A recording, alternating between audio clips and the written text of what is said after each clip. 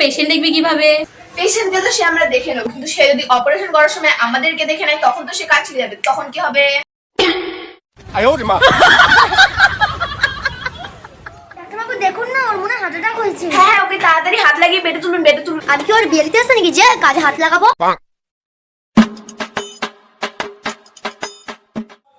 ওকে যদি আপনারা 1 ঘন্টা আগে আনতেন না তাহলেই ওকে বাঁচানো যেত। এখন আর কিছু করার নেই, সরি। 8 ঘন্টা আগে হার্ট অ্যাটাক গেল, আমি 1 ঘন্টা আগে কি করে আনবো?